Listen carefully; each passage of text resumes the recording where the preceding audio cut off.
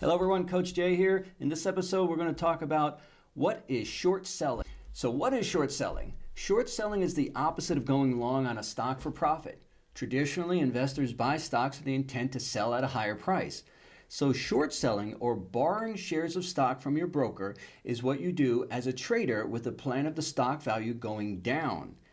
After it declines to your plan, example, you shorted 100 shares at $10 and the value of the stock is now at $9, you would then buy the shares of the stock back at a lower price and return the borrowed shares back to your broker. The difference of the stock price when you borrowed or shorted from your broker and the price you bought it back at to return those shares, known as covering your short or covering, back to your broker is the profit you make. In this case, you shorted 100 shares at $10 and you covered or bought it back at $9. So you made $100 on this transaction. Let me say that again. You made $100 when the stock declined. That's the power of shorting. And this is one way to grow your account in a declining market, such as a recession. So why would you short a stock? You would short a stock with the intent of its value being less in the future and profiting from the stock's decline in value. Again, risk management is key here, as while the stock can only decline to zero, a stock can go up with no limit, so be sure to set your stop losses. Another point to keep in mind is that if you hold a short position overnight, you're subject to the margin interest rate for that stock. So be sure to understand all the risks and margin costs if you choose to hold a short position overnight.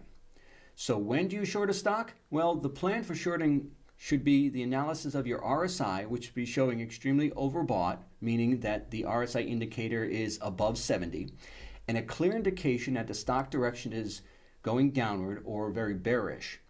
This is very clear when looking at the directional line of the EMA, exponential moving average, and particularly when the stock breaks below the EMA. That would be your entry with the stop loss a few cents above the EMA. The same goes for using the VWAP.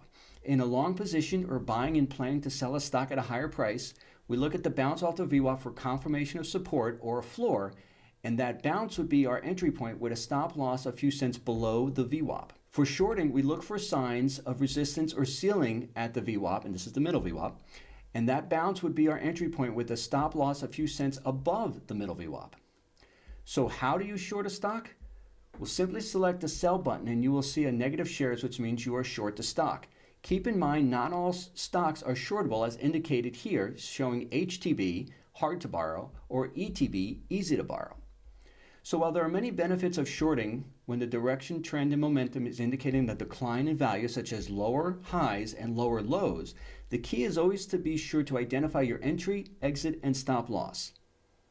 Well, that concludes this episode of discussing shorting. We hope this episode provided you an educational guide to then better prepare you to begin your analysis to confirm direction to then strategize your trade of a buy or sell. Thanks for joining us, and as always, let's try every day to do something great. Take care, everyone.